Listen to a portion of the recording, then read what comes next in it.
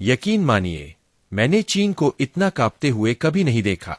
मैं लंबे समय से जियोपॉलिटिक्स को कवर कर रहा हूं, अंतर्राष्ट्रीय राजनीति पर खूब किताबें पढ़ी है, किस्से कहानियां देखी है, लेकिन कभी किसी भी देश को इतना डरते हुए, वह भी दूसरे देश के राष्ट्रीय अध्यक्ष से, आज तक नहीं देखा गया जितना इस समय चीन डोनाल्ड ट्रंप से डर रहा है। इसका मैं आपको सबूत भी दूंगा कि चीन कैसे कांप रहा है इस समय अमेरिका से, और यह भी बताऊंगा कि इसका सबसे बड़ा कारण क्या है।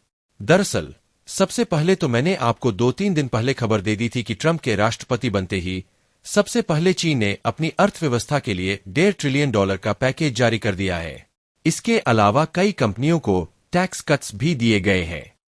लेकिन इतना ही नहीं, अपनी स्क्रीन पर आप देखिए, अब से 3 घंटे पहले चीनी सरकार ने ऐलान किया है कि जो उनकी प्रॉपर्टी मार्केट है और जितनी भी रियल एस्टेट कंपनियां हैं, यानी कि बिल्डिंग या घर बनाती है, उन्हें टैक्स में राहत देगी चीनी सरकार, ताकि उनका प्रॉपर्टी सेक्टर डोनाल्ड ट्रंप के शपथ लेने से पहले किसी तरीके से अपने पैरों पर खड़ा हो जा।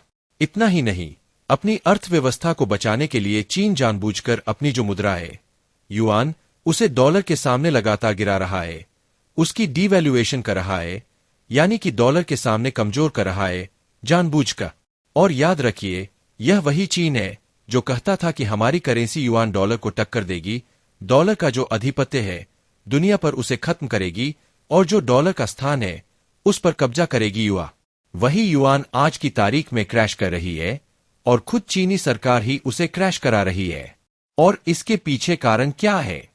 कारण आप अपने स्क्रीन पर खुद देख लीजिए। गोल्डमैन सैक्स, जो कि दुनिया की एक प्रमुख रेटिंग एजेंसी और वित्तीय संस्था है, इसने 1 महीना पहले, जी हां, सिर्फ 1 महीना पहले कहा था कि आने वाले 2025 में चीन की अर्थव्यवस्था 4.9 से लेकर 5% की रफ्तार से बढ़ेगी, जिससे कि चीन की अर्थव्यवस्था दोबारा पटरी पर लौट आएगी।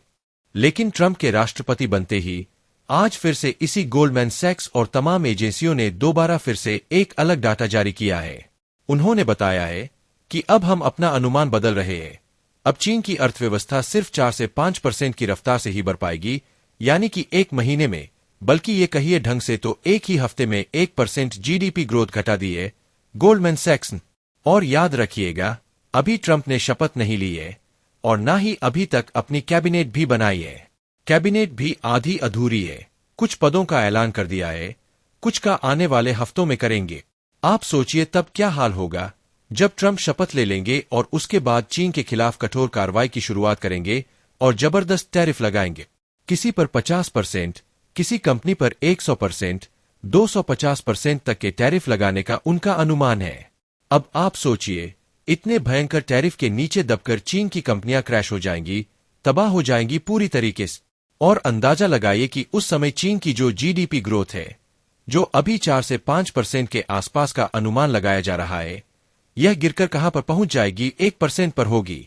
संभावना तो यह है कि ये नेगेटिव में ना चली जाए और चीन की अर्थव्यवस्था श्रिंक, यानी कि वापस से घटनी ना शुरू हो जाए इनकी जीडीपी। और इसी से आप सोच लीजिए कि चीन इतना डरा हुआ क्यों है? क्योंकि उन्हें खतरा है कि डोनाल्ड ट्रंप, जो कि उनका नंबर 1 दुश्मन है, जिन्होंने 2016 में राष्ट्रपति बनने के बाद पूरी दुनिया को, खासकर के यूरोपियन देशों को, बताया था कि तुम्हारा दुश्मन रूस नहीं है, बल्कि असली दुश्मन है चीन, जिसने भारत तक को एहसास करवाया था कि पाकिस्तान के चक्कर में मत पड़ो, पाकिस्तान के पीछे हाथ चीन का है और तुम्हारा असली दुश्मन है। वरना आप खुद सोचिए कि 2016 तक तो हम चीन को असली दुश्मन मानते भी नहीं थे। हम हिंदी चीनी भाई भाई के नारे लगाया करते थे उस समय भी, और चीन हर एक चीज पर भारत की मार्केट में कब्जा कर चुका था। भारत की मार्केट में चीनी कंपनियों के बोर्ड दिखा करते थे। आज स्थिति कितनी बदल गई है, और इसका सबसे बड़ा श्रेय आपको डोनाल्ड ट्रंप को देना ही पड़ेगा। वरना अगर 2016 में ट्रंप राष्ट्रपति नहीं बने होते ना, तो इस समय चीन का ऐसा दबदबा दुनिया पर होता जिसे हटा पाना आने वाले 100 सालों में भी असंभव होता। इसीलिए ट्रंप का दोबारा चुना जाना चीन और चीनी कम्युनिस्ट पार्टी के लिए किसी बुरे सपने से कम नहीं है। इसीलिए ये लोग कांप रहे हैं, और अभी तो शुरुआत है, आने वाले समय में देखे इनके साथ होता है।